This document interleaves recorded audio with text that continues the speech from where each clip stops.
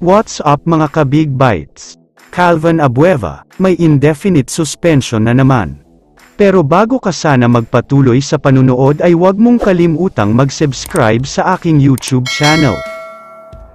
Alam naman nating lahat na may history na ng suspension noon si Calvin Abueva, ito nga ay matapos niyang makipag-asaran at mag-close fist pa na parang sinuntok ang mismong dating import ng TNT na si Terrence Jones.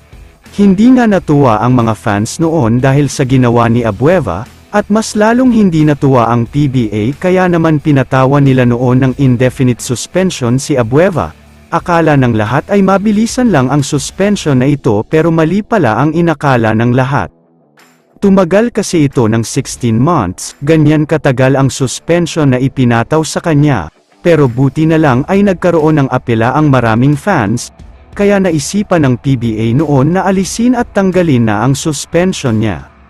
Pero sabi nga sa kasabihan ay history repeats itself, kaya mukhang mangyayari na naman ang nangyari noon, dahil medyo malala ang mga gusot o problema na kinakaharap at napasukan ngayon ni Calvin Abueva.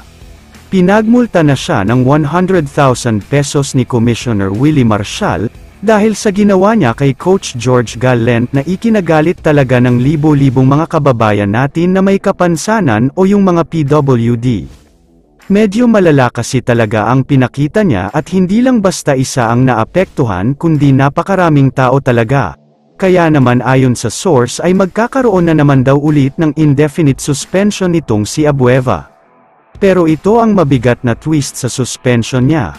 Mangyayari lang daw ito kapag natapos na ang PBA Finals, bibigyan nga daw siya ng pagkakataon para tapusin ang best of 7 finals nila kontra sa San Miguel Beermen. Bale sa susunod na conference na niya is serve ang suspension na ito, pero hindi pa sinasabi kung gaano nga ba katagal o kahaba, pero malaki ang chance na kasing tagal ng indefinite suspension niya noon.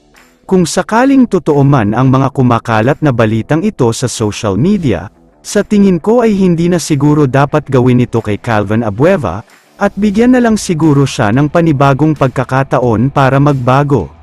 Lahat naman ay nadadaan sa maayos na usapan, kaya sana ay kausapin na lang siya ng PBA office kasama sina Boss Al Francis Chua at ang team owner na si Boss RSA, na wag na niyang uulitin ang ginawa niya. Kaya naman kung kayo ang tatanungin, ano sa tingin nyo ang dapat ipataw na parusa kay Abueva? I-comment mo naman ang opinion mo tungkol sa tanong na ito. Dito na muna nagtatapos ang video na ito. Maraming salamat sa panunood mga ka-Big Bites. God bless sa inyong lahat.